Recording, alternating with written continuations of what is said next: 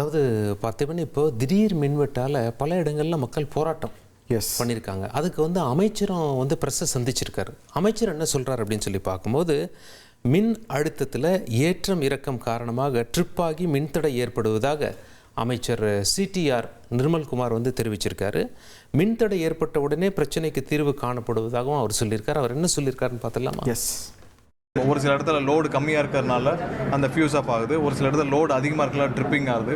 So இதற்கான நிறைய இடத்துல திடீர்னு வர்ற ரீசன்னால எங்கெங்கெல்லாம் டெக்னிக்கல் இஷ்யூஸ் வந்ததோ அதெல்லாம் உடனே அதெல்லாம் ரெக்டிஃபை பண்ண முடிஞ்சு உடனே மின்சார தடை இல்லாமல் அங்கே கொடுக்கப்பட்டுச்சு. இது மட்டும் இல்லாமல் நிறைய குற்றச்சாட்டுகளையும் முன் வச்சிருக்காரு அமைச்சர் நிர்மல்குமார். மின்துறையில் எவ்வளவு சுருண்ட முடியுமோ அவ்வளோ சுருண்டிட்டு போயிட்டாங்க அப்படின்ற ஒரு குற்றச்சாட்டை முன் வச்சிருக்காரு. அது மட்டும் இல்லாமல் சூரிய மின் உற்பத்தியில் பல இடங்களில் முறைகேடுகள் நடந்திருக்கு அப்படின்ற ஒரு குற்றச்சாட்டையும் வச்சிருக்காரு. என்ன சொல்லியிருக்காருன்னு பார்த்துடலாம். 20 வருடமாக நலிவடைந்த ஒரு நிறுவனம், 20 வருடமாக ஒரு நிறுவனத்தை எவ்வளோ அதை அதோடைய அனைத்தையும் உறிஞ்ச முடியுமோ உறிஞ்சாச்சு. சூரிய மின் உற்பத்திக்கு இதுவரை பல லெவல்களில் முறைகேடுகள் இருந்துச்சு. இன்னும் ஒரு சில நாட்களில் யாரெல்லாம் எப்படி சுலபமாக இன்வெஸ்ட் பண்ணி அவங்க தொழில் இங்கே சோலார் பிளான்ட் கொண்டு வர முடியுமோ அவங்களுக்கான அனைத்து கால்ஃபர் பண்ண முடியும்.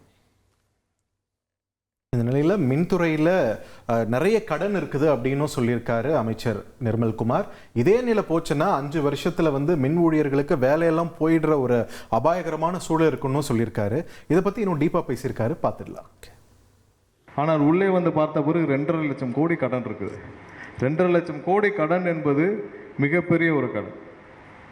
அது கிட்டத்தட்ட இந்த நேரத்தில் இந்த துறையை நம்ம சரி செய்யலைன்னா இன்னும் 5 வருடம் கழித்து இங்கே இருக்கிற பல பேருக்கு வேலை போகுமா, இல்லை சம்பளம் கொடுக்க முடியுமா, இல்லை அவங்களுடைய ஓய்வூதியங்கள் கொடுக்க முடியுமா என்ற சூழ்நிலையே ரொம்ப கஷ்டமாக இருக்கும். இது மட்டும் இல்லாமல் ஒரு எச்சரிக்கையும் விடுத்திருக்காரு சலீம். மின்துறையில் எங்கெல்லாம் ஊழல் நடக்குதோ அதை உடனடியாக நிறுத்திடுங்க அப்படின்னு ஒரு ஓப்பன் எச்சரிக்கையாக விடுத்திருக்காரு. மின்துறையில் தவறு செய்கிறவங்க கரூரா இருந்தாலும் கோவையா இருந்தாலும் கடும் நடவடிக்கை எடுக்கப்படும்னு வேற சொல்லியிருக்காரு. என்ன சொல்ல வர்றாரு? அரசியல் பிரச்சாரம் மோட்ல போயிட்டாரு, இப்போ அட்டாக் பண்றதுல இல்ல. ரைட். ஸோ என்ன பேசியிருக்காருன்னு பார்த்துக்கலாம். இந்த துறை செழிப்பாக வர வேண்டும்.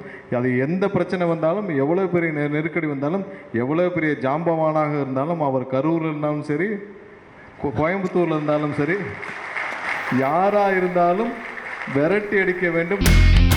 இனி செல்லும் இடமெல்லாம் செய்தி. தந்தை டிவியின் வாட்ஸ்அப் சேனலை ஃபாலோ பண்ணினா செல்லருக்கும் இடமெல்லாம் செய்தி. இதோ QR கோட் இப்பவே ஸ்கேன் பண்ணுங்க, ஃபாலோ பண்ணுங்க.